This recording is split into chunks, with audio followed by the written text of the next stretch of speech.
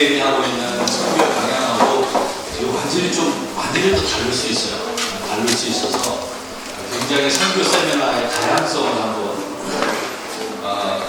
앞에 이제 사진을 보시면 이게 이제 저희 원주민 선교를 가서 했던 어떤 행사 중에 한 부분입니다. 이제 저하고 제 아내하고 있고 청년들 이게 10년이 넘었으니까 확실히 젊었을 때 사진입니다. 그래서 북미 원주민 선교는 어떤 분은 미전도 종족이라고 구분을 합니다.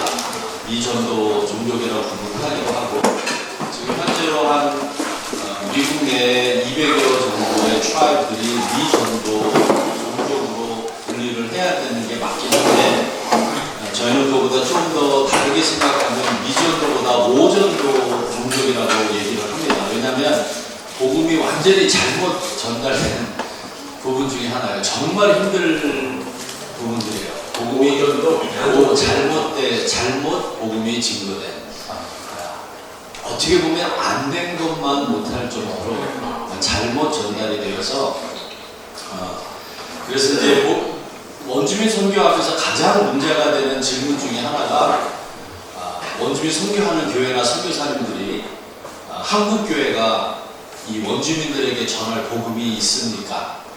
라고 하는 질문이에요. 지금 현대 교회가 정말 이 사람들에게 복음을 증거할 만한 복음이 정말 있습니까? 라고 하는 질문이어서 좀 굉장히 부담스럽고 이해하려면 좀 원주민들이 누군가에 대해서 좀 알아야 될 필요가 있는 부분이어서 좀 설명하는 시간. 저는 지금 한 시간까지 안 갈 것 같아요. 그렇게 길지 않아도 될 것 같아요. 그래서 이제 그 원주민들이 누군가에 대해서 우리가 한번 이해를 먼저 한번 어디다 써야 되죠? 앞에 넘어가요? 넘어갔어요? 계속 넘어가요. 좀 뒤로 보낼 수 있어요. 어떻게 봐요? 아래 거.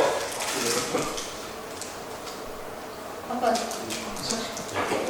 강의가 끝나면 예. 제게 안 바뀌었다고 이거가 똑같이 계속 바뀌었고 그래서 이제 원주민들이 누구냐 그러면 우리가 쉽게 얘기하면 인디안들이라 그러죠. 인디안들이라 그러는데 이분들이 자기가 인디안들이 아니라 그래요. 인디안이라고 하는 이유는 이제 유럽에서 처음 이제 그 신대륙을 발견해서 왔을 때 이쪽으로 쭉 가면 한 바퀴 돌 거다라는 생각에 첫 번째 도착한 곳이 사실 미 대륙이잖아요. 그래서 여기가 인디안 줄 알았던 거죠. 지금으로 얘기하면 인도. 그래서 이제 이 사람들을 인디안이라고 이제 지칭을 했는데 그 인디안들이 아닌 거죠. 이 사람들은 자기를 어떻게 부르냐면 First Nation이라고 해요. 그러니까 이 신대륙의 가장 첫 번째 나라라는 의미에서 First Nation이라고 그러고 Indigenous People이라고 하는 건 그 토착민들, 원래 거기 있었던 사람들, 또 이제 American Native 그러기도 하고 요새는 뭐 나바오 인디안 자기들 스스로 인디안 뭐 이렇게 얘기도 해요. 우리 잘 아는 인디안 타코. 인디안 타코도 자기네들이 붙인 거잖아요. 인디안 타코라고.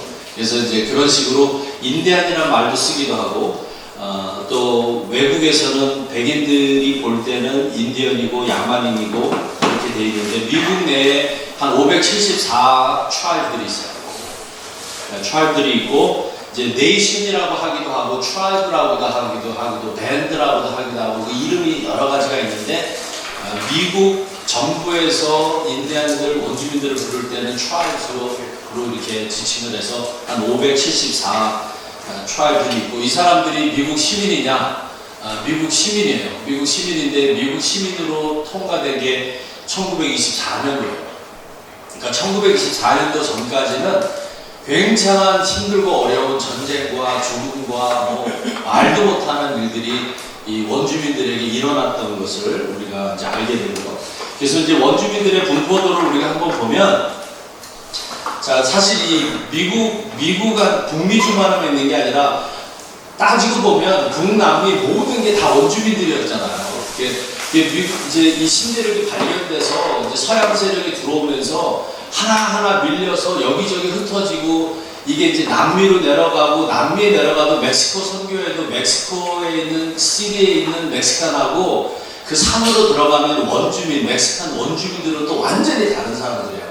랭귀지도 다르고 컬처도 다르고 그 사람들은 과거에 그 식민지 정착 시대 때 와서 막 죽이고 막 이렇게 전쟁 나고 그랬을 때 다 숨어서 들어가서 아주 깊이 이제 들어가 있는 원주민들이 그대로 있는 거예요. 그래서 이제 그런 원주민들까지 다 통틀으면 멕시코의 원주민들이 사실 인구적으로 보면 제일 많대요. 그래서 한 11 밀리언에서 23 밀리언을 봐요. 그래서 한 중간 정도 한 20 밀리언 보고 과테말라의 원주민들이 많고요. 그 다음에 페루, 볼리비아, 그리고 이제 그 다음에 많은 숫자가 이제 유나이티드 스테이트, 미국의 한 3.7 밀리언 정도 되는 숫자가 있고, 그 다음에 칠레부터 콜롬비아, 캐나다, 에콰도 이렇게 해서 미국만이 아니라 북남미, 남미와 북미 전체를 통해서 이제 가장 많이 원주민들이 아직도 살고 있다는 거. 그리고 이 원주민들은 오전도 잘못 전도가 복음이 증거되는 경우와 또 지금 현재로 지금 살아있는 사람에게는 아직 복음이 전혀 전도되지 않았다는 거. 그러니까 제가 아는 멕시코 선교를 86년부터 87년부터 하셨던 선교사님, 근데 이제 멕시코 선교 초창이죠. 그때 이분이 하셨던 게 뭐냐면 바캘리포니아라고 하는 지역에 토마토 농장, 미국의 그 CNN TV에서 한번 그게 다큐로 한번 방영돼서 한번 완전히 뒤집히는 거예요. 왜냐하면 그 바캘리포니아의 주인은 백인들인데 그 토마토 농장이 그 날씨가 좋아서 그 날씨에 따라 토마토 농장이 계속 이렇게 북쪽에서 남쪽으로 내려오는데 그게 한 6개월에서 7개월 걸린다. 근데 이거 일하는 사람들이 누구냐면 멕시코에 있는 원주민들이에요. 근데 이 원주민들은 그냥 시골에서 여기저기 산에서 돈벌이 하려고 하는데 스페니쉬를 못해요. 이 사람들은 스페니쉬가 안 통하는 그냥 자기네들 말을 쓰는 사람이어서 서로 언어가 통하지 않는 사람들을 농장 주인이 캠프로 데리고 다니는 거예요. 7개월 정도를 데리고 다니는데 언어가 안 되고 말이 안 통하니까 그냥 돈을 주거나 뭐 이런 거를 사용을 하게 뭐 하는데 마루, 그러니까 바닥이 그냥 흙바닥에서 조그만 공간에서 한 3에서 4커플을 그냥 이렇게 사육하듯이 집어넣고 6개월 동안 이렇게 지나가는 그런 일들을 하셨어요. 근데 그 캠프에 같이 따라다녔던 이제 선교사님이 한 6개월 다니다가 예수님이 증거가 되면 그 사람이 살고 있는 대로 이제 고향으로 돌아갈 때 같이 가는 거예요. 같이 가는데 멕시코에서 가는데 그 사는 동네까지 가는데 걸리는 시간이 보통 17시간, 18시간 막 이렇게 타고 걷고 뭐 그냥 거의 걸어서 막 산으로 계속 들어가서 그런 분들이 사실 원주민들이에요. 그래서 이제 그렇게 원주민을 멕시코에서 사역을 하시다가 이제 원주민의 뿌리가 있는 이제 미국 원주민들에게 이제 눈을 돌려서 87년도에서부터 쭉 하시다가 한 90년 정도인가? 그러니까 제가 이제 원주민 선교에 연결이 된 이유는 제가 86년도, 87년도 청년부를 있을 학생일 때, 아주 젊었을 때, 그때 저희 전도사님이셨어요.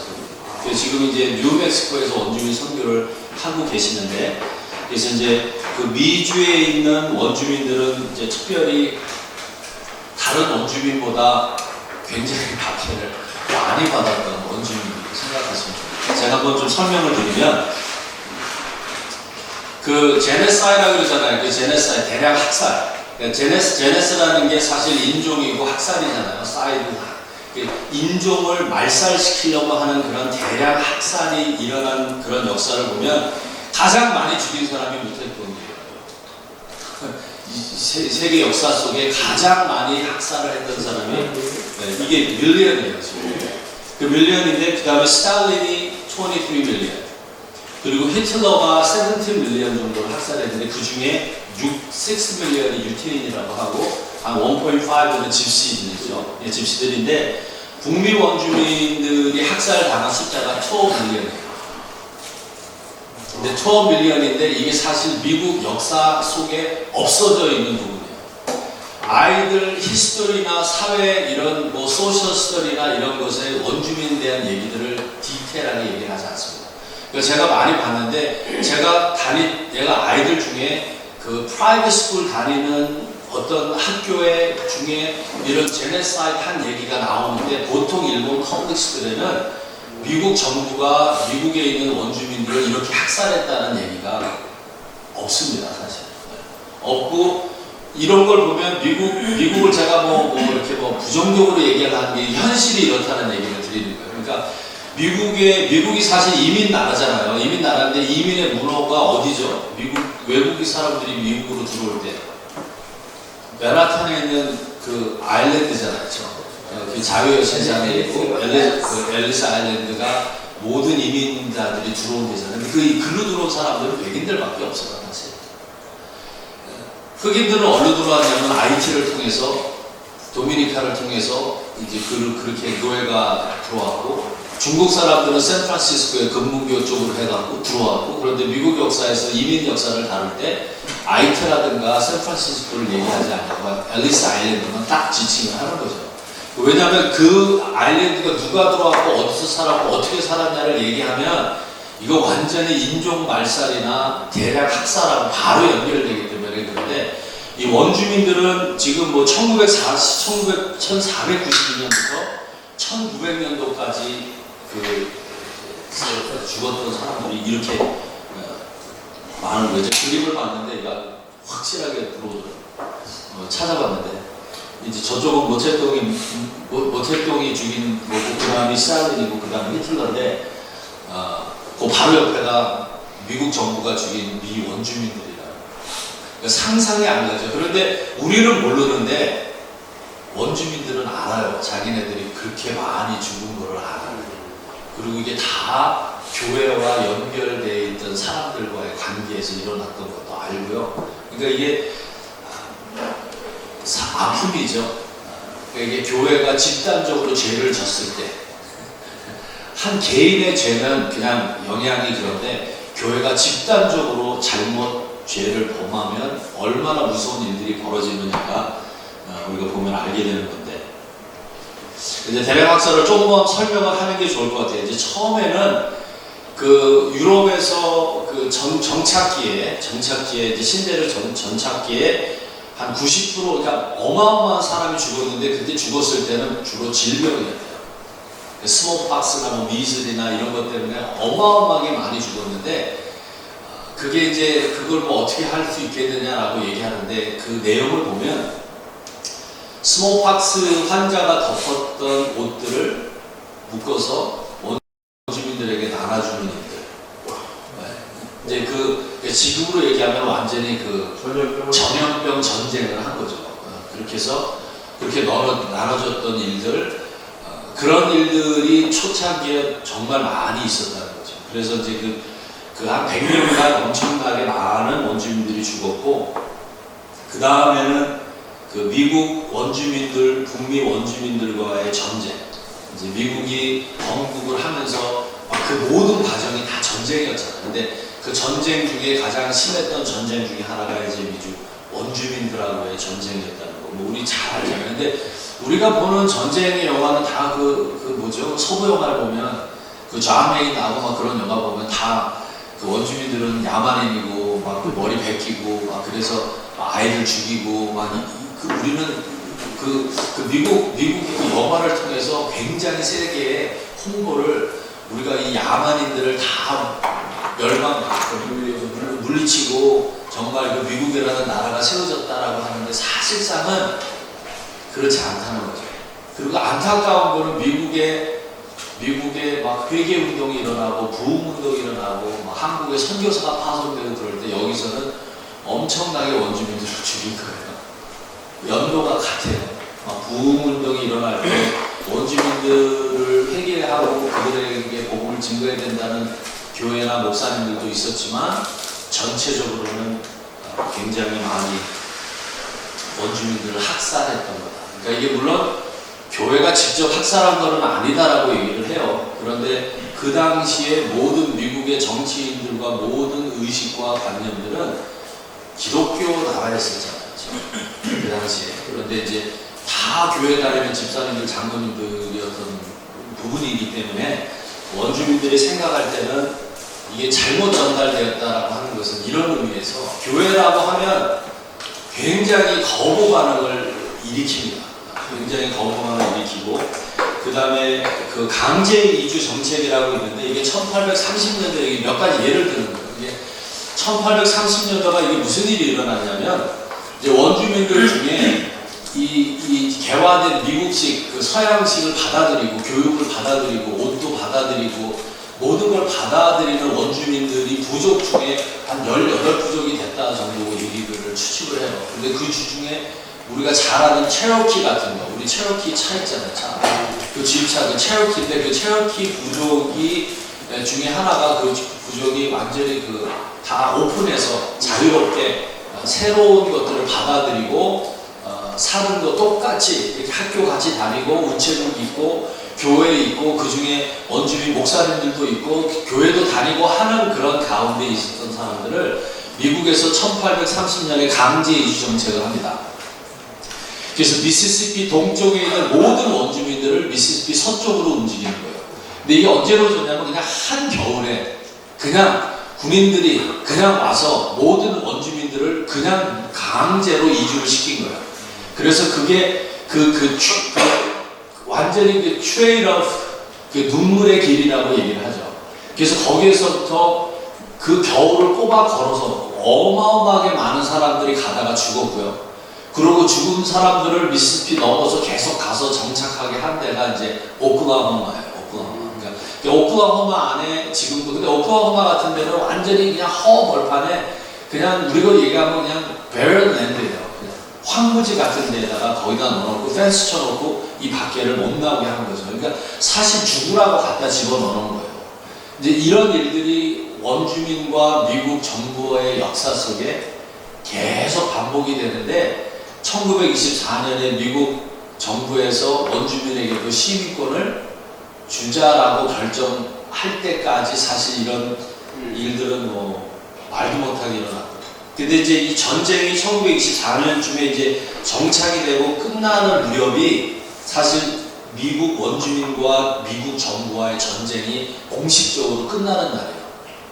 공식적으로 거의 끝나는 날인데 그게 끝나는 게 다 조약을 맺고 추이리를 맺고 뭐 이렇게 하는데 추이리는 뭐 보통 추이리마다 이렇게 조약을 맺은 거 보통 변경 바뀌는 게 200회에서 300회 정도 조약이 바뀌어요.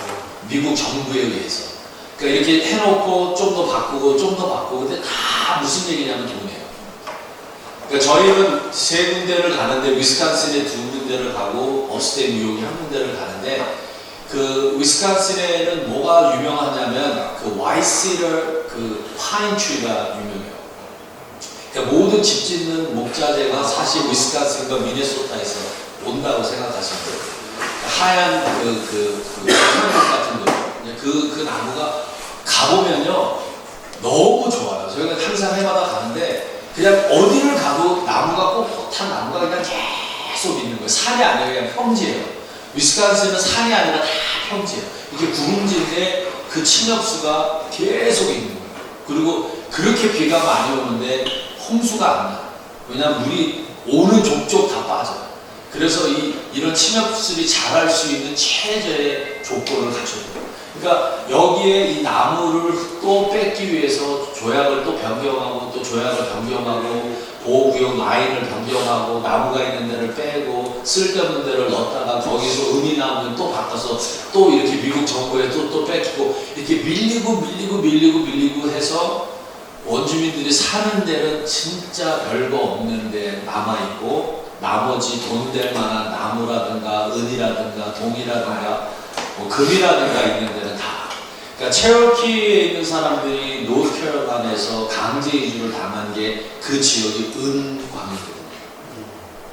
이제 그것 때문에 전쟁을 하고 싸우고 계속 알력이 있으니까 정부에서 강제 이주해가지고 다 보내버리는 거죠. 그런 일들.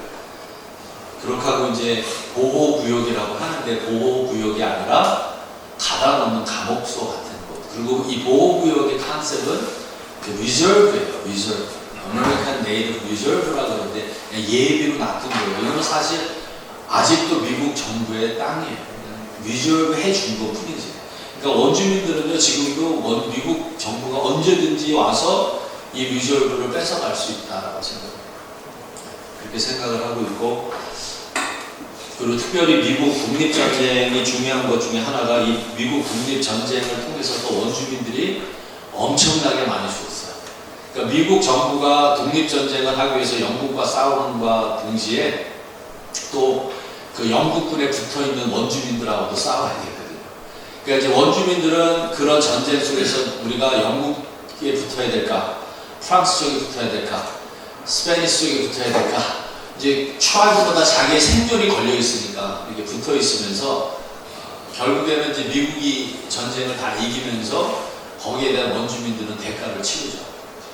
대가를 치르게 됩니다. 그러니까 저희가 가는 위스콘신주에도 저가 가는 그 원주민 보호구역은 LCO라고 하는 지역이에요. LCO가 라코웨이라고 하는데 그 네임은 프렌치예요.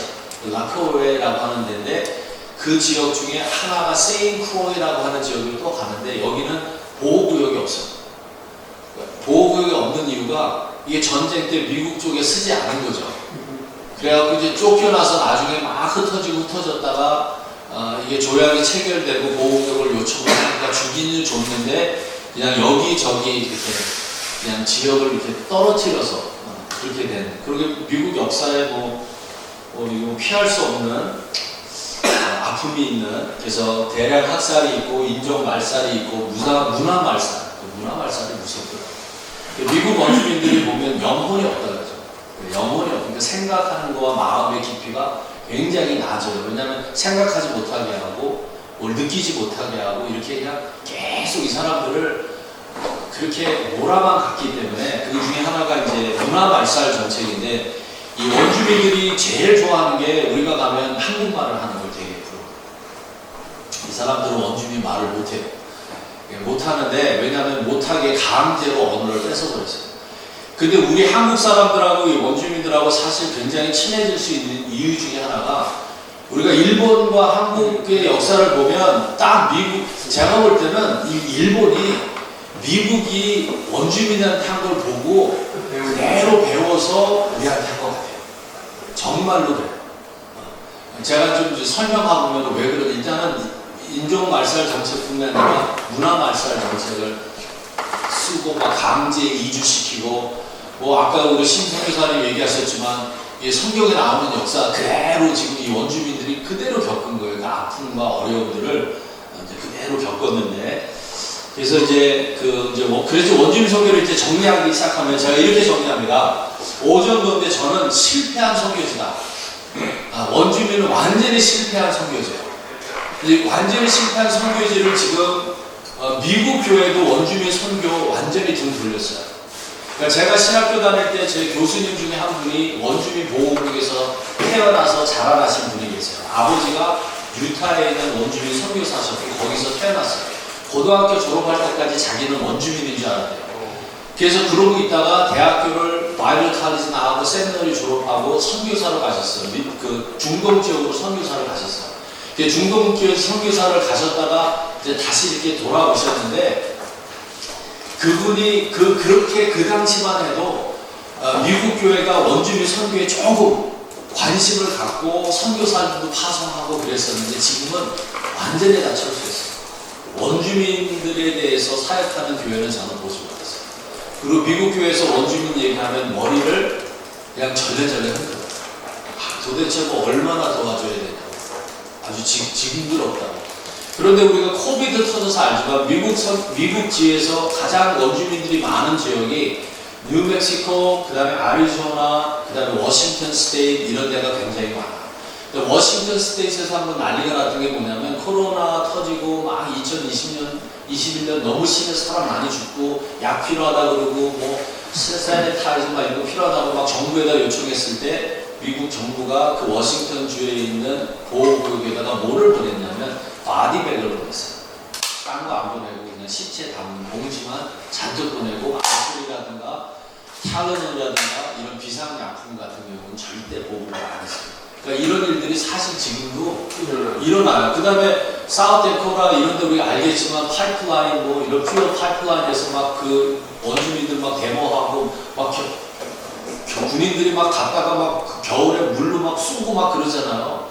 그래서 그걸 본 사람들이 미국 백인들이 이제 막 들어와서 과거에 경찰이었던 사람, 군인이었던 사람들이 거기 가서 그 데모에 참여하니까 요새 좀 이슈가 되지. 정말 이 원주민들이 미국에서 가장 납치를 많이 당하는 사람들이 미국 원주민이고요. 지금요.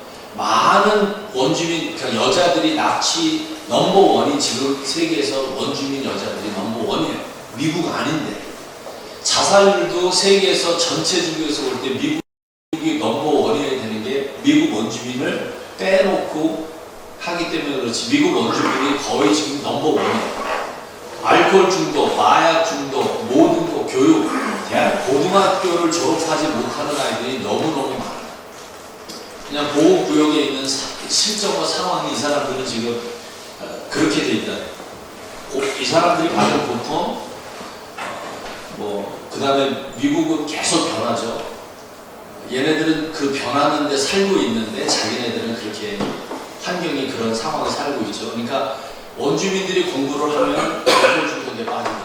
제가 아리조나에 사역할 때 그 영어권 제 사역지 중에 원주민 자매들이 왔어요. 엄마가 한국 여자인데 엄마가 한국분이에요. 근데 엄마가 한국분이고 남편이 미국 원주민하고 결혼을 해서 살다가 버스턴에서 대학교까지 다 좀 공부하고 남편도 대학원까지 다 공부하고 직장 생활하다가 원주민 자기네 히스토리를 다 공부하고 뭐 하다가 디프레션에 빠져서 알코올 중독이 됐어요. 그래서 이제 이 사람들이 이 갖고 있는 분노, 여기에서 고통 당한 것에 대해서 어떻게 이 사회가 해결할 수 있는 방법이 없고, 뭐 싸울 수도 없고, 얘기할 수도 없고, 그냥 정부에서 주는 그 메디케이드나 풀스탬프나 이런 거 받는 것으로 그냥 살아가는 것 뿐이지 소망도 없고 희망도 없고 아무것도 없어요. 그래서 이제 그런 가운데 있었던 곳이 원주민 선교지다. 그래서 미국 사회에서 볼 때는 그냥 피해의식에 항상 잠겨있고요. 그 다음에 자기 환경이 너무 힘들고 미국 사회에 그냥 기생하고 있는 집단이 돼버리고 외면당하고 그런 일들이 있고, 그러니까 뭐 분노, 상처, 불신. 예를 들면 예전에 이제 그 원주민들이 보고 막 뭐 하다가 이제 문제가 생겨서 이제 예전에 사형을 원주민들을 많이 시키는데 뭐 이거 너무 책에 많이 나온 얘기죠. 원주민들을 다 하나하나 세워놓고 신부나 목사님이 어떤지 쓰고 군인이 딱 해놓고 너가 예수님을 믿는다 그러면 죽이지 않을게. 그럼 원주민들이 뭐라고 신부하고 목사님한테 물어보냐면 천국 가면 누가 있냐고. 누가 있냐? 당신들이 있냐? 아니면 이렇게 원주민들이 있냐? 그러면 예수님을 믿는 우리 같은 사람들이 천국에 있다. 그러면 그분들이 나는 당신들이 있는 천국보다 내 형제들이 있는 지옥에 가겠다. 그리고 거기서 예수님을 믿기를 거부를 하는 것이 이게 한 번, 두 번 있었던 일이 아니라 그냥 계속 이루어지는 일이고요. 그러니까 원주민 선교는 사실 미국이 뭐 잘 성장하고 다 좋은데 세계 선교도 많이 하고 교회 성장도 있었고 교육도 있고 다 좋은데 사실 이 원주민들에 대한 선교는 완전히 실패합니다. 그리고 이제 우리 한인교회가 한국교회가 조금씩 원주민들에게 다가가기 시작한 게 이제 좀 되긴 하는데 이것도 굉장히 저는 조심해야 된다고 생각해요. 막 갖다 뭐 퍼준다든가 그냥 무작정 막 복음을 증거해야겠지만 그냥 복음을 증거한다든가 이렇게 해서 될 일이 아니에요. 그러니까 그 뉴멕시코에 있는 큰 원주민들이 이제 하는 행사 중에 파와라고 하는 게 있어요. 그 파와라고 하는 것은 이 사람들의 셀러브레이션인데 그 셀러브레이션의 파와를 하는데 LA에 있는 큰 교회들이 관광버스로 전도한다고 차를 갖고 가요. 한인교회. 차를 코치버스 두세 대를 가지고 떠가요. 그러면 뉴멕시코의 사막에 막 여기저기 흩어졌던 사람들이 파와라고 하나 둘씩 모여서 먹고 자기들 음악하고 막 이렇게 하면서 셀러브레이트 하는데 거기에다가 마이크로 막 예수님 믿으라고 막 소리 지르고 거기다 막 그 복음을 막 증거를 해요. 복음을 전도하는 게 잘못된 게 아니라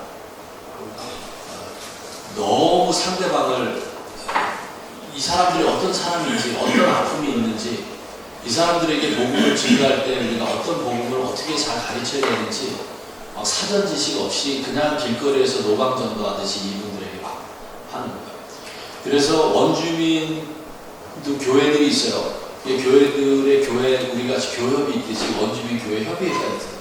그 목사님들이 한 그게 2000년도인가 1990몇 년도에 결정을 하기를 한국 교회는 제발 원주민 선교 하지 말으라고 하지 말으라고 도움이 안 된다. 도움이 안 된다. 더 원주민들에게 악감을 심어주고 반감을 심어주고 불난집에 부채질 하든지 개소리를 부르는 일들을 하니까 이 사람들에게는 아직도 깊은 상처인데 너무너무 쉽게 생각한다. 몇 가지 예를 한번 볼게요. 저기 산이 무슨 산인지 아세요? 이게 블랙힐이라고 하는 사우데코라에 있는 돌산이 멋있죠. 이 돌산을 보면 이제 여기에 뭐가 있냐면 우리가 잘 아는 그 뭐죠 마운트 러시모어에 있는 대통령 그 미국 대통령의 조각상이 박혀 있는 산입니다. 근데 이제 미국 사람들은 그 산 바위에다가 이게 정말 아무것도 없는 산이에요.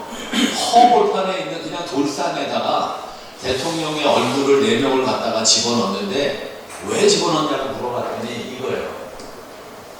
빛이 좋았대. 그래서 그 조각을 하면 그 동남쪽에서부터 비춰오는 햇볕의 그 광이 거기에 있는 그 화강암과 비치는 색깔이 너무너무 아름다운 그래서 예술적인 측면에서 너무 좋다고 거기다가 이제 했다 그래요. 그런데 이제 원주민들이 볼 때는 어떻게 하냐면 그 블랙힐이라고 하는 데는 원주민들한테 성지예요. 성지인데 뭐 이 사람들이 모든 원주민들 중에 뭐 기도하러 간다 뭐 하러 간다 하면 그 이제 성지로 이루었던 곳인데 그 성지였던 돌산에다가 우리가 유명한 대통령이잖아요. 이분들이 미국 원주민들한테 가장 악독한 법을 체결한 대통령이에요. 사실 조지 워싱턴이나 타머스 제프슨이나 루즈벨트 대통령, 링컨까지도 원주민들에게 최악의 정치를 폈죠. 그래서 원주민들을 학살하고 문화 말살하고 인종 차별하고 분리하고 이렇게 틀을 잡아놨던 다 예수님 잘 믿는다고 너무 정말 제가 이거 원주민 선교를 들여다볼수록 야 이게 교회는 겉모습만 봐서 안 되겠구나. 뭐 이렇게 한쪽에다가 막 그냥 뭐 은혜 충만하고 뭐 성령 충만하고 그렇게 보여졌는데 믿음에 뭐라고 그랬는데 한편으로는 이렇게 악한 정책을 또 폈던 사람이다라는 걸 보여요. 그래서 저도 여기 갔었거든요. 너무 그 웅장함 앞에 야 웅장하다 그랬는데 원주민 선교하면서 가슴이 아프다. 그러니까 이거를 이 원주민들이 볼 때마다 어떻게 했어요? 그러니까 예를 들면 이런 거예요. 이게 이제 이 취지가 뭐 햇볕이 좋아서 여기다가 한 게 아니라 원주민들이 가장 성지로 여기는 그 돌산에다가 그 사람들을 가장 박해했던 대통령의 상을 아주 그냥 박아버린 거죠. 그러니까 일본 사람들이 백두 대간에다가 정을 박듯이 한국의 길을 자른다고 그 돌산에다가 정 박았잖아요. 그 일본 사람들이 정을 박아댔잖아요. 그래갖고 한국이 대한민국이 갖고 있는 전기가 흐르는 등을 잘라버린다고 정을 박듯이 제가 볼 때는 여기서 아이들을 받은 것 같아요. 일본 사람들이. 그래서 거기에다가 가장 성지로 여기는 곳에다가 그 사람들을 핍박했던 대통령을 상징적으로 아주 박은 거죠. 박은 거죠.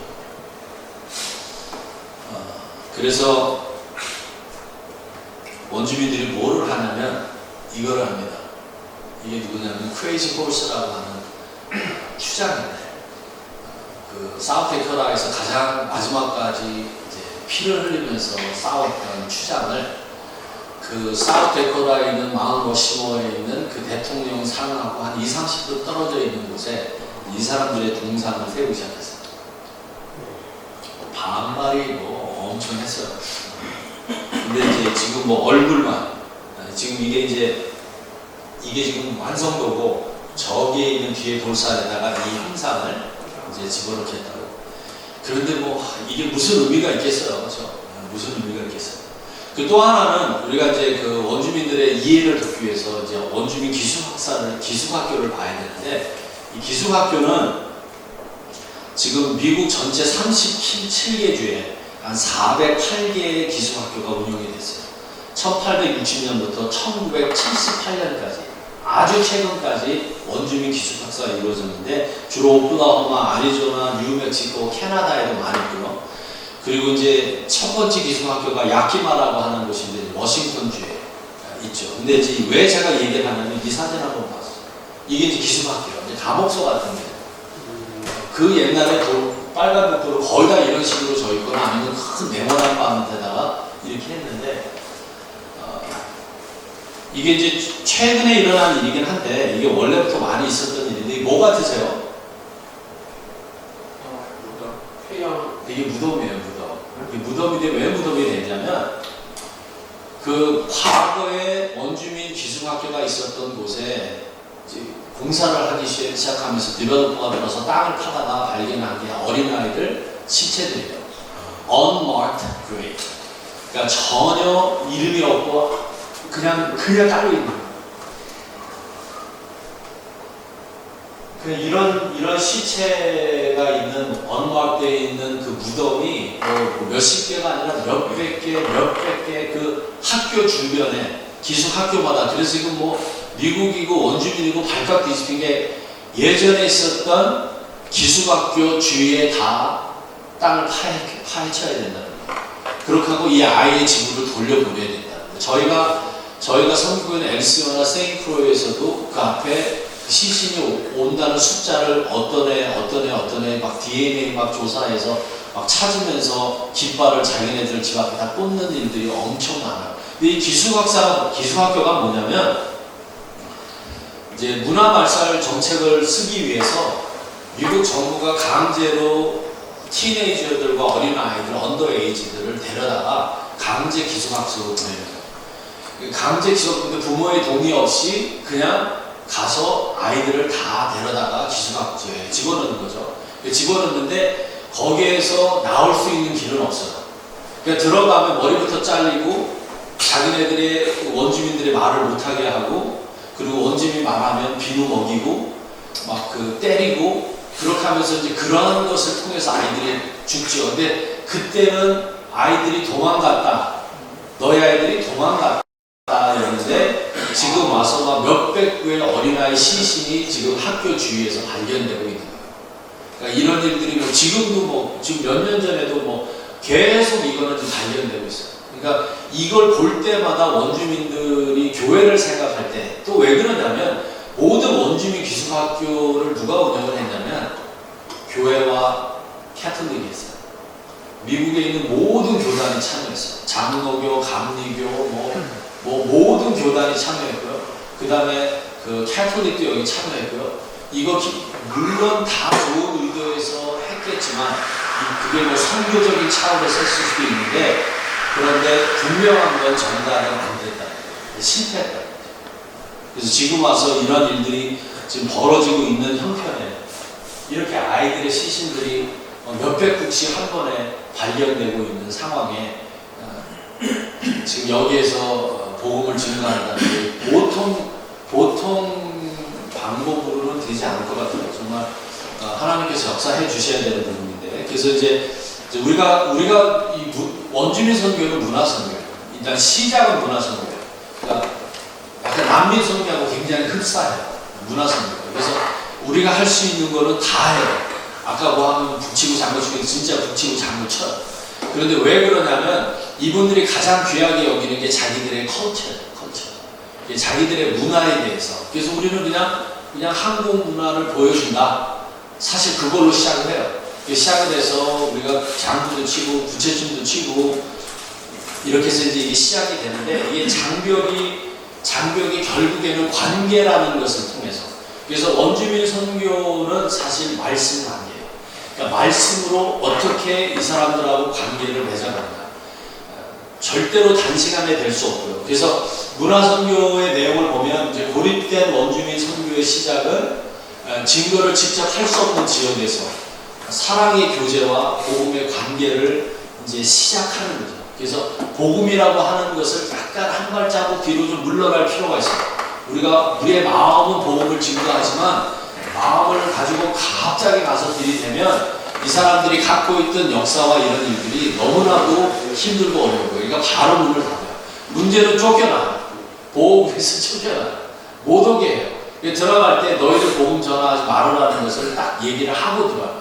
어떨 때는 우리끼리 얘기하다가 영어로 얘기하면 딱 리더들이 와서 If you say one more J word out, J자 들어가는 단어 한 번만 더 얘기하면 나가라고 그래요. 그러니까 저희가 갔던 데가 그랬어요.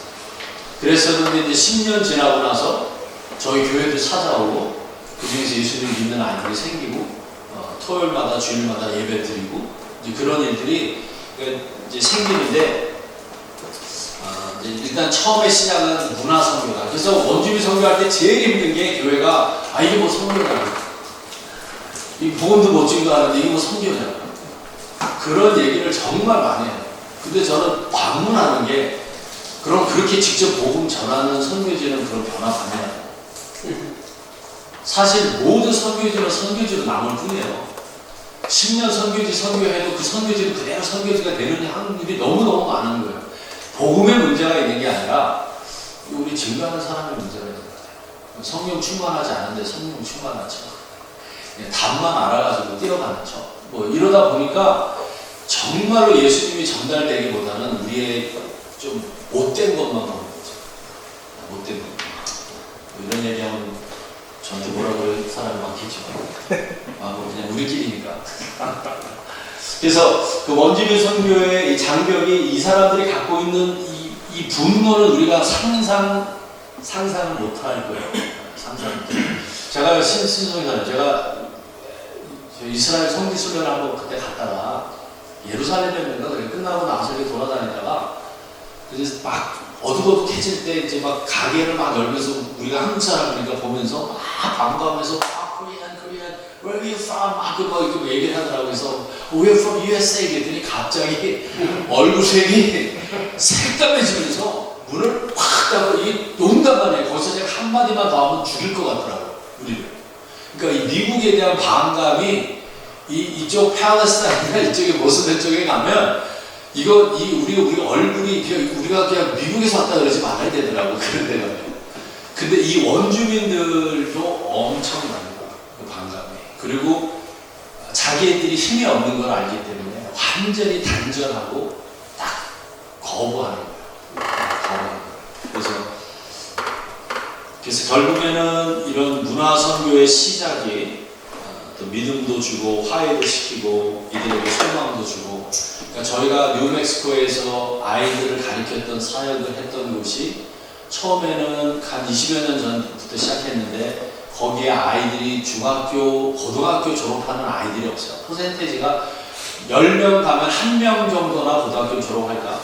다 원주민 안 가는 거죠. 갈 필요도 없는 거고. 소망이 없고 거기서 가서 졸업한들 이제 그랬던 데가 한국 대학생들, 영어권들, 어른들 가서 이제 뭐 9주씩 가르칩니다. 서머스쿨을 해요. 그걸 했더니 그 지역에 뉴멕시코 유니버시티 분교가 있는데 거기에 뭐 원주민들은 전혀 안 가는데 지금 거기 80~90%가 원주민 아이들이 대학교에 다녀요. 그러니까 조금씩 변화받고 깨는 거예요. 그러니까 이 아픔과 과거에 대한 이런 거에서 살지 말아야겠다. 자꾸 소망을 갖게 되고. 근데 이 소망이 어디서 오냐면 우리가 예수님의 사랑으로 자꾸 쓰다듬고 만나주고 대화하고 위로하고 복음 증거하고 이런 것을 통해서 우리가 조금씩 벌어지고, 저희가 원주민 선교하는 엘스요 쪽에서도 제 딸이 거기 한 3년 정도 선교사로 보호국에 가서 이제 사역을 했잖아요. 그러니까 이제 저희들하고 굉장히 친하죠. 그러니까 처음에는 전혀 우리를 처음에 들어오게 했던 이유가 거기에 있는 티네이저들이 27명이 FBI한테 잡혀서 스테이트 프리즌으로 다 끌려갔어요. 마약 때문에. 그게 다 끌려가서 우리한테 너희들이 청년들 데리고 온다니까 한번 와서 좀 와봐라. 그렇게 해서 10여 년 전에 처음으로 문을 연 거예요. 이렇게 열었는데 그 아이들하고 계속 만나고 10년이 지나니까 우리가 데리고 놀았던 꼬마아이들이 하이스쿨을 졸업할 때가 되고, 그런데 이 아이들이 하나 둘씩 예수님을 믿기 시작하고, 그리고 이 아이들 중에 해마다 항상 여름이면 뉴욕을, 뉴저지를 방문을 해요. 저희들 우리를 방문하는 게 아니라 맨하탄 구경을 해요. 그럼 우리가 공항 픽업서부터 데리고 다니고 브로드웨이 쇼 같이 가고, 어디죠? 맨하탄에 있는 파크 가서도 센트럴 파크에서 자전거도 같이 타고 같이 식사도 하고 한국 식당도 같이 가고, 이게 지금 거의 10여 년 동안 꾸준히 해오는데, 이제는 뭐 할머니하고 손녀들이 그냥 놀러 올 때 저희들한테 연락을 하고 와요. 근데 이게, 그리고 교회도 방문을 해요. 그리고 저한테 해피 이스터, 뭐 메리 크리스마스, 뭐 해피 땡스기빙 이런 카드들도 보내요. 이 사람들이 제일 싫어하는 게 땡스기빙이에요. 그냥 땡스기빙 때 다 몰아놓고 교회 문 잠고 다 불 태워 죽였거든요. 과거에 그랬단 말이에요. 교회 역사에서. 교회에다가 다 몰아놓고 문 다 잠그고 불 질러서 원주민들을 그냥 그런 일들을 너무 많이 했던 걸, 이 사람들에게 땡스기빙이라고 하는 것들은 자기들이 완전히 그런 학살당했던 그런, 근데 절대 땡스기빙이 안 해요. 어떤 부족 가면 땡스기빙 지금도 안 해요. 콜롬비아 데이 셀러브레이트 안 하고요. 땡스기빙 절대로 안 하고요. 더 해피 이스터 이런 거 없어요. 근데 저희들한테는 이 오픈되어 있는 모습. 제일 중요한 건 예수님을 믿어요. 이제 젊은 아이들이 저희 지역에서 한 27명에서 30명 정도, 티네이저들에서 대학생들의 나이 아이들이 예수님을 믿고 또 이렇게 하고 있는 모습을 보는데, 자, 그래서 우리 북미 원주민 선교 뉴저지에서 함께 하는데 특징은 뭐냐면, 보통은 팬데믹 전에는 한 150명 정도가 해마다 갔어요. 그래서 세 그룹으로 한 50명 해서 코치버스를 대절을 해서 여기서부터 위스콘신까지 시카고에서 하루 자고, 교회에서 그냥 마룻바닥에 하루 자고, 그 다음에 아침에 떠나서 거기서 이틀에서 3일 사역하고 돌아왔어요. 이거를 그냥 10년 동안 계속 한 거예요. 팬데믹에도 저희가 계속 했어요. 많이는 못 갔어도 제 딸이 거기 살고 있었기 때문에 저희 가족 중심으로 해서 10명, 9명 이렇게 해서 비행기 타고, 지난 2년 동안은 비행기 타고 있어요. 다시 우리가 이런 걸 할 수 있을지 모르겠어요. 이렇게 지금 버스를, 지금 그쪽은 와달라 그러는데, 이제 한인교회들이 버스를 타고 이틀, 3일 동안, 야, 거기 코로나 걸리면 어때? 그래갖고 다 교회들이 등록했다가 뭐가 뭐 바이러스가 어쨌다 그러고 다 등록 다 또 하고 또 빼고 또 빼고 이러고 있는데, 이게 앞으로는 어떻게 될지 모르겠어요. 저희도 기도 제목이에요. 2년 동안 비행기를 타고 왔는데 너무 편해요. 편하고 가서 사역할 시간도 많고, 근데 비용이 많이 들어서 그렇지. 약점은 많이 못 간다는 거.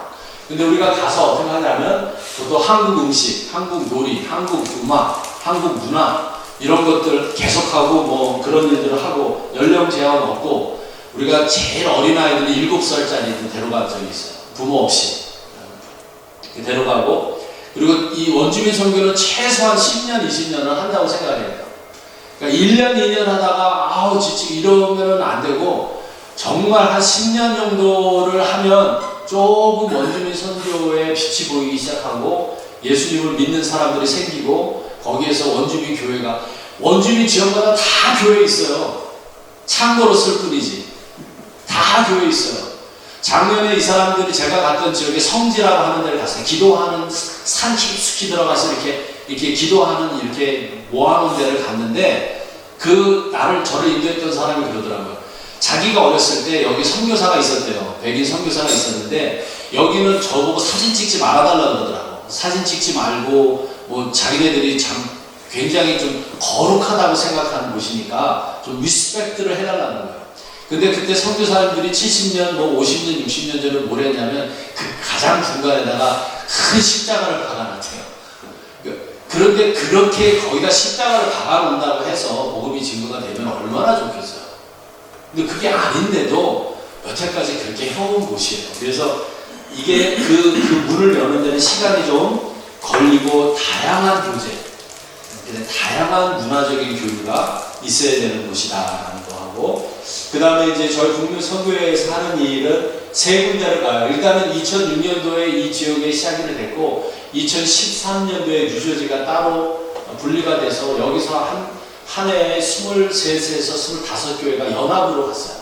한 150명 정도가 연합을 해서 그렇게 해서 간 곳은 위스콘신주가 저기 북쪽에 있는 제일 끝에 있는 그런 그 주지였죠. 시카고, 일리노이 위에 있는 주예요. 근데 저희가 하는 보호구역은 그 시카고 경계가 있는 게 아니라 완전히 저 위로 캐나다 국경 그 호수 있는데 위로 올라가시는 곳이어서 거기에 엘시오라는 곳과 세인크로이라는 곳 두 군데가 있었고 또 하나는 역세뉴 아쿼사스네라고 하는 곳이 있었는데 지금 현재로 아쿼사스네는 닫혀 있는 상태예요. 왜냐하면 저희가 사역했던 원주민 교회 목사님과 사모님이 요 몇 년 사이 다 돌아가셨어요. 다 돌아가셔서 아무 길이 같이 일할 수 있는 아직 컨택이 없어요. 그래서 우리가 이제 앞으로 이게 어떻게 될지 모르겠지만 여러 교회가 연합해서 원주민 설교를 좀 이해하고 함께 동역할 수 있는 교회들이 모여지면 저기도 다시 열 수 있는 것 중에 하나다라고 하는 것을 아시면 되겠고 이제 사진을 보면 저 누구예요? 저 건강의 목사님인데 건강의 목사님이 애들을 데리고 이제 여러 가지를 해요. 뭐 종이 접기, 딱지치기, 뭐 별거다. 작년에는 그 뭐죠? 그 영화에서 좀 오징어 게임을 했어요. 오징어 여태까지 우리가 딱지치기, 뭐 무징어 게임 다 했는데 얘네들이 모르고 있다가 이게 오징어 게임이 매치가 된 거예요. 작년에는 오징어 게임 같은 팀으로 해서 티셔츠 다 그렇게 맞춰주고 그렇게 해서 이제 했어요. 좀 전에 봤던 애가 제 딸이에요. 거기 성교지 있고 지금은 하와이에 있는 원주민 학교에서 공립학교에 있고 이게 제가 지금 난을 치는 겁니다. 제가 이것 때문에 난 치는 걸 배웠어요. 너무 좋아해요. 제가 매화, 육화, 4분자라고 그러잖아요. 4분자 그리는 거를 이제 혼자 한국에 갔을 때 막 그냥 따라다니면서 막 하시는 장로님한테 어깨너머로 배워서 이제 이렇게 하면서 저기 저 앞에 있는 사람들이 이제 선생님들이고 학생들이고 이렇게 해서 하나하나 그렇게 하고 여기다 성경 구절을 제가 써줘요. 성경 구절을 이제 써주면 뭐냐고 그래요. 그럼 제가 영어로 이게 요한복음 3장 16절이라는 말은 안 하지만 이게 성경에 나오는 얘기인데 이런 얘기를 설명해주고 영어로 설명해주면 한국말로 쓰고 영어로 설명해주면 되게 좋아요. 그리고 이 사람들 다 예수님 과거에 누군가 한 번은 다 믿었던 집안들이에요. 이름들이 다 존, 데니얼, 마크 다 성경적인 이름들이에요. 이렇게 사역을 하고 또 이렇게 이제 문화 서로 나눌 때는 얘네들이 하는 것들을 따라서 같이 해주고 한복 입히기도 하고 너무 좋아요. 한복 입고 근데 얘네들이 이제 저희가 가는 지역에 한번 점심 먹을 때 이런 아이들을 우리가 10년 동안 보면요 얘네들이 우리 보고 우리하고 친한 미국 선교사님한테 가요. 이게 그 교회에 대한 벽이 많이 무너지고 제 딸을 자랑이 아니라 제 딸이 3, 4년 들어갔던 게 굉장히 큰 효과가 있었던 게 저희랑 계속 왔던 사람이 자기네 와서 여기서 교사를 하니까 선생을 하니까 너무 신기한 거예요. 그러니까 그때서부터 계속 저희를 찾아오는 거, 방문하는 거, 전화하는 거에는 얼핏 보면 되게 젊어 보이는데 평균 연령이 65세입니다.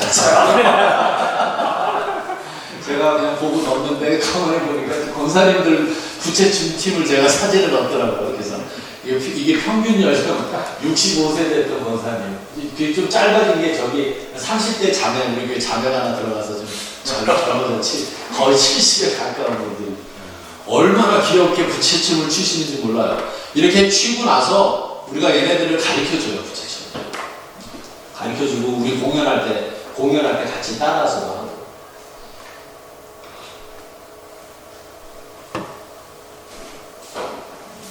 저기 안 되는 이유가 뭐죠? 나를 주신 분이 나타나는 나를 주신 분이 나타나서 슬로우 누를까요?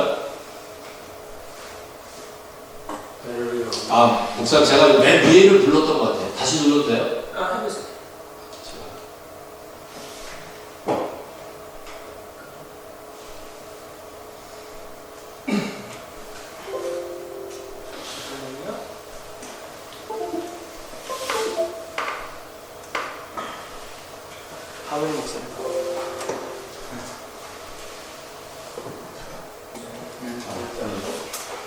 저희 한번 TV 가서 이때는 여기 남아있는 원주민들은 저희들하고 진짜 친하게 저녁 한 10시쯤 되는 시간인데 집에 안 가고 같이 노는 거야. 같이 놀고. 그러니까 저희가 태권도 다 힌디들인데 좀 태권도 잘하는 좀 자매나 형제 하나 있었으면 좋겠어. 좀 발차기 좀 멋있게 좀 하면 애들이 그냥 눈이 번쩍 달 텐데. 10년 전에 제가 다리가 좀 올라가서 했는데 요새는 안 되더라고요. 그래서 이제 저희 23년도 선교 일정은 날짜는 일단 7월 31일에서 7월 5일까지 정해져 있어요. 8월 5일까지. 8월 5일. 비행기로? 예, 그래서 비행기표 플러스 모든 이제 준비비 정도가 한 350불 정도. 그래서 비행기표가 싸게 하면 한 300불 미만에 구하니까 한 600불에서 650불 정도. 우리가 버스로 한 100명씩 갈 때는 450불이면 모든 게 경비가 충당이 되는데 그렇게 돼서 전화를 만약에 관심 있으시면 저한테 해 주셔도 되고요. 제가 전화를 아이디가 없는 전화는 잘 안 받으니까 그냥 문자로 해주시면 더 연락하기가 편할 것 같습니다. 그래서 사실 원주민 선교는 교회 협의회와 목사회가 계속 그냥 협력 후원 단체로 몇 년 동안 계속 해왔고요. 저희랑 같이 했던 또 선교사님, 목사님 김학영 목사님이 도미니카 선교사로 가시는 바람에 지금 무거운 짐을 나 홀로 지금 선배님이랑 그러고 있는 중입니다. 혹시 뭐 다른 질문 사항 있으시면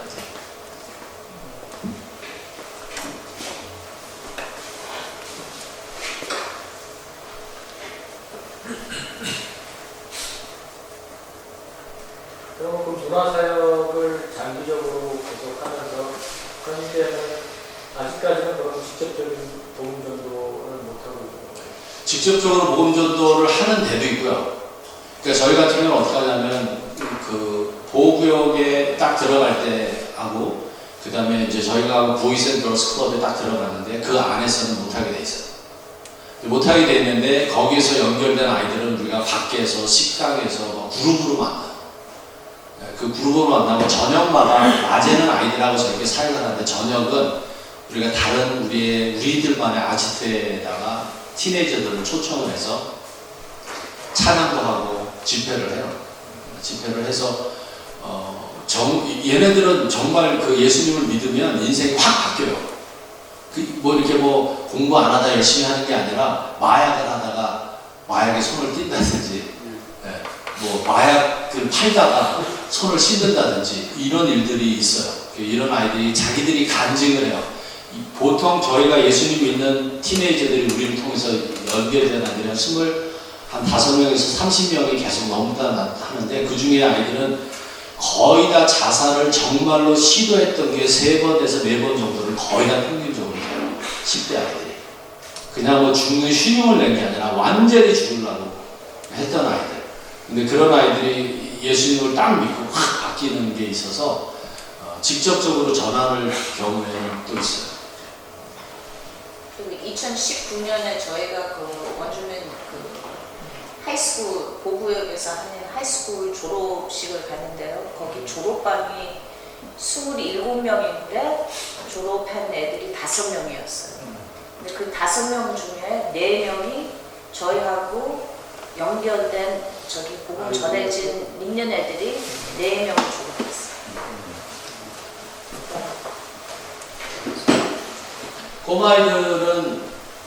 꼬마아이들은 우리가 직접 막 증거하는 거를 좀 자제를 해요. 그냥 꼬마아이들은 얘기하면 집에 가서 막 할머니한테. 그러니까 저희 중에 하나애가 여자애가 예수님을 믿게 됐는데 그 할머니가 굉장히 트레디션한 분이에요. 그래서 우리가 딱 오면 우리 오는 시간에 purify 한다고 기도하는 호건에 갖다가 prayer house에다가 넣어놓고 일주일 동안 향 뿌리고 이거 하면서 그 세레머니를 그런 거를 형식적으로 하면서 하기도 해요. 근데 그런 할머니들도 이제 저희한테 찾아와요. 2월 달에 놀러 왔어요. 놀러 오고 손녀딸 둘은 다 예수님 믿고 그런 분들이 조금씩인데 있어요. 이런 궁금한 건데요. 네이티브 아메리칸의 문화랑 기독교의 문화랑 뭔가 기독교 문화가 거기서 토착화되거나 그런 사례들이 있나요? 기독교 문화가 토착화되는 건 거의 없는 것 같은데요. 이 사람들이 가끔 문화를 보면 우리 한국 문화하고 비슷한 게 되게 많습니다. 한국적인 게 다양하고 또 이렇게 우리가 갖고 예전에 기불놀이 한다든가 뭐 이런 것부터 시작해서 뭐 땅밟기 같은 종류의 그렇고 음식 문화도 굉장히 비슷해요. 음식 문화도 이제 이분들이 우리 한국 음식을 먹어보고 우리 할머니들이 우리 할머니가 옛날에 해줬던 음식이 그런 음식들이 많아요. 뭐 그런 비슷한 것도 있고. 그리고 이분들이 하는 그 북치는 거 있잖아요. 이 사람이 북치는 거. 이 사람들이 또 뭐가 있냐면 분명한 건 유일신을 믿어요. 그리고 창조주 하나님을 믿어요.